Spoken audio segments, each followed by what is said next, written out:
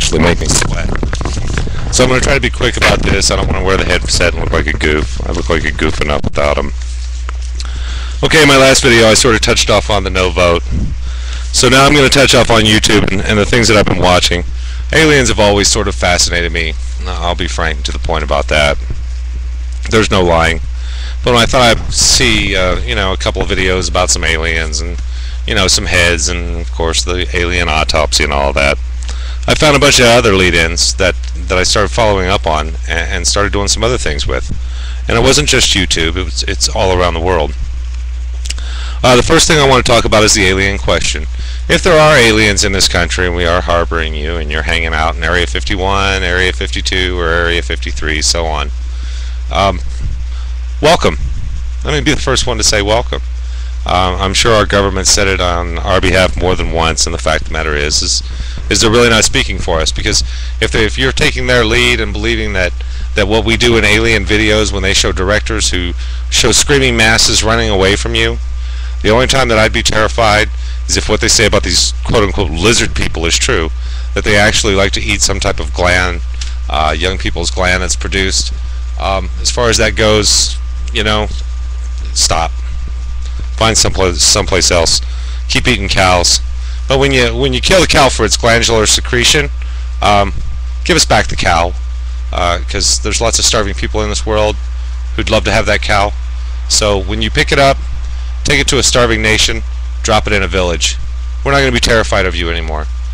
You can use your major weapons and your superior intellect in order to crush us, and the things that I'm saying may be crazy, but if it's true, give those cows to starving people. Take 2 dozen. Take 3 dozen. Drop them all around the world. Let's start feeding some hungry people. Let's start curing some things. First of all, the first thing I want to talk about is chemtrails. Now, everyone says that chemtrails are nothing more than contrails, and contrails are little more than steam. Well, we know steam is, they call it a naturally forming phenomena.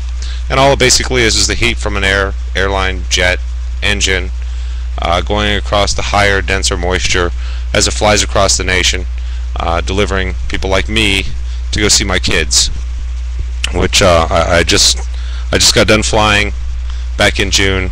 I want to point out the last couple of times I've flown under yellow and orange. I don't know if it's because I was flying that suddenly things were changed to yellow or orange or whatever the reason was. But the fact of the matter is we need to change the course of action in America. Fact of the matter is these chemtrails have left traces of other chemicals, not just in water supplies, but on ground and air. And every time there's a chemtrail left behind, there seems to be a massive amount of people who suffer from upper respiratory infections of some type or another, and it's all been proven. Now, I made some really crappy notes. Barium was one of them, and it's in high doses. It's a cancer-causing agent. Aluminum, even in its smallest form, it's bone deterioration. There's another one called thorium. Thorium's another cancer-causing agent. Of course, another is manganese, which is a neurological agent when taken in high doses. Zinc, high levels affect reproduction. So magnesium is the next, and it has something to do with breaking cell coronas. So if they're breaking the cells down, they're introducing cancer, they're tearing apart our natural resistance. Then if they're actually doing these chemtrails, which is a fact because my daughter and I, we were on our way into Boulder, Colorado. I live in Colorado. We were on our way into Boulder, and I've explained to my daughter contrails a couple of times because she's gotten to the point where she really likes to fly. The fact of the matter is what she was pointing out were chemtrails, and it took a minute for it to dawn on me. But those thick, heavy, dark clouds weren't going away anytime soon. And I think the Colorado Rockies, at this point, actually have an installation. And I'm not much of a conspiracy theorist. I'm not a ufologist. I guess X-Files sort of turned me on to the ideology of what was going on, because the truth is out there, according to the poster. So I really don't give a crap about whether or not they're here. Because if they are here, welcome. And let me just let you know, I want to be the first to say that I'm not afraid. So I'm trying to run all of my videos from beginning to last to absorb as many minutes as possible. Don't want to do big intros, but my name's Merle Jarrett. Live in Denver. Hi. Spectral vision goggles. We need some kind of equipment, and I want to give a call out to astronomers, and I want to give a call out to chemists. I want to give a call out to physicists. I want to give a call out to anyone who's retired or just has the time and really wants to follow up on some of these things.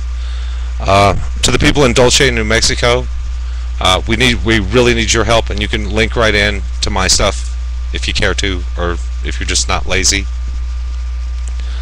or if you just want to, and really put the point across to the American people.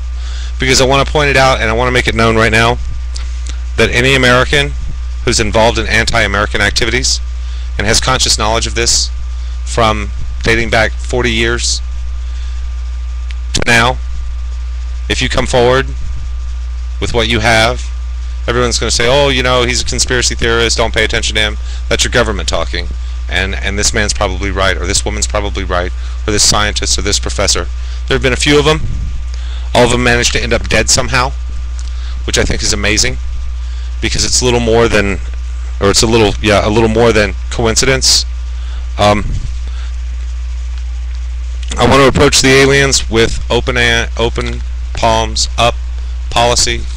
I don't necessarily want to shake your hand, because I don't know if we give you diseases or if you give us diseases. I'm not really sure how that sets apart, but we are an enlightened people, and when we allow government to tell you, when we allow our government to tell you how we're going to respond, it's not how we're going to respond. We're fascinated. We want to travel in space. We really are a peaceful humanity. We are responsible. We can take care of ourselves. Well, most of us.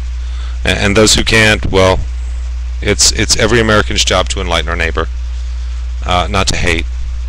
Because when your government sets guidelines, it says, them blank and blah blah blahs, whatever they are, be you black or Chinese or whatever, they're ruining our country. They're not ruining our country. Our government's ruining our country. And what's worse is we're letting them by our inaction. So here's another shout out for the vote of no confidence. I'm going to keep this up over and over again.